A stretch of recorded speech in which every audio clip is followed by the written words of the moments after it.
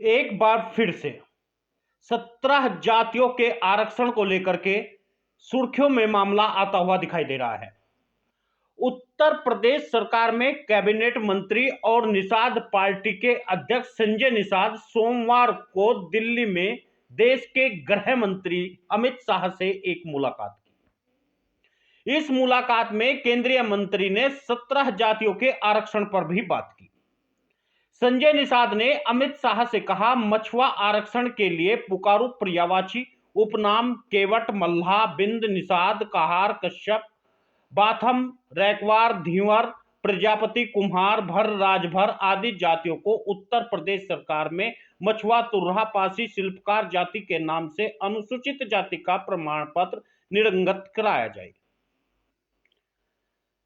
इस पर केंद्रीय गृह मंत्री ने संसद के अगले सत्र में सदन के पटल पर रखने के लिए आश्वस्त किया। यह कितना सच है और कितना झूठ, इस बात का तो अगले सत्र में ही पता लग पाएगा।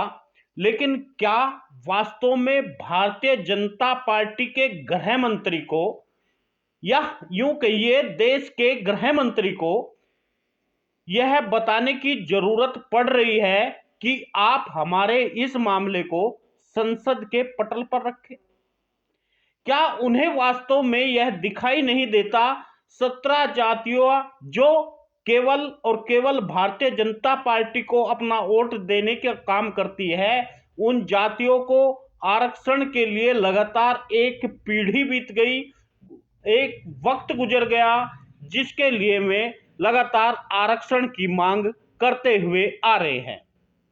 उन्होंने यानी संजय निषाद ने अपने दल निषाद पार्टी के कार्यकर्ताओं व उत्तर प्रदेश में निगम बोर्ड में समायोजित करने की मांग भी की।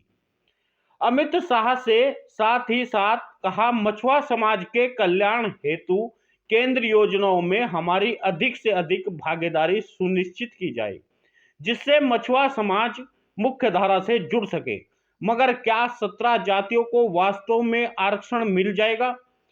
क्या अमित शाह, जो देश के इस समय धुरंधर नेताओं में माने जाते हैं, जिनके कहने पर सरकार चलती है, उन्हें भी अब सदन में यह बात रखकर अपनी बात को मनवानी पड़ेगी? जबकि सवर्ण आरक्षण को रात रात में 24 घंटे में उन्होंने पारित कर दिया था।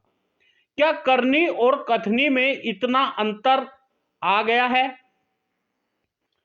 अब यह अगले सदन में रखेंगे या नहीं, यह तो दूर की गोटी है। लेकिन फिलहाल संजय निषाद ने जो कहा वह यह कहा कि उन्होंने आश्वस्त किया है कि अगले सत्र में सदन के पटल पर केंद्रीय गृह मंत्री इस पर चर्चा कराने की कोशिश करेंगे।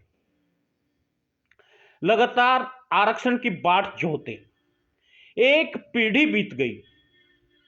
जो पहले अपने भविष्य के लिए आरक्षण मांग रहे थे, वे अब अपने बच्चों के लिए आरक्षण की मांग कर रहे हैं। परंतु शांतिपूर्वक लोग यहां आरक्षण की मांग करते हैं या किसी अन्य चीज की मांग करते हैं, तो वह इतनी आसानी से मिलती नहीं है। देश को जो दंगे की आग में झोंक देते हैं, जो रेल की पटरियों को फाड़ देते हैं, जो पूरे एक प्रदेश को जला देते हैं, उनकी बात वास्तव में सदन पर रखी भी जाती है और उनके साथ पक्ष और विपक्ष हमेशा सहमत हो जाता है। भारतीय जनता पार्टी कभी नहीं चाहती एक कुम्हार का बेटा, निषाद का बेटा, बिंद और कश्यप, मल्लाह और मछुआ, भर, राजभर का बेटा, पासी का बेटा उनके बराबर में आकर बैठ जाए। यही कारण है भारतीय जनता पार्टी इन 17 जातियों को, शिल्पकार जातियों का वोट तो ले सकती है, लेकिन इन्हें भागीदारी देने का काम नहीं करती। भारतीय जनता पार्टी चुनाव में कभी इन जातियों को भागीदारी नहीं देती। गुजरात में प्रजापति समाज को एक भी टिकट दिया नहीं गया, एक भी व्यक्ति को चुनाव लड़ाया नहीं गया। क्योंकि भारतीय जनता पार्टी जानती है यह समाज मानसिक गुलाम है। चाहे कुछ भी हो, ये रोटी खाए या ना खाए, लेकिन वोट भारतीय जनता पार्टी को ही देता है। धर्म भीरू लोग हैं ये, इनके दिमाग पर कब्जा करने मात्र से ही काम चल जाता है। चुनाव 2024 में भी ये राजनीतिक लोग, भारतीय जनता पार्टी के लोग ऐसा ही करने जा रहे हैं। इन जातियों को भागीदारी नहीं मिलेगी।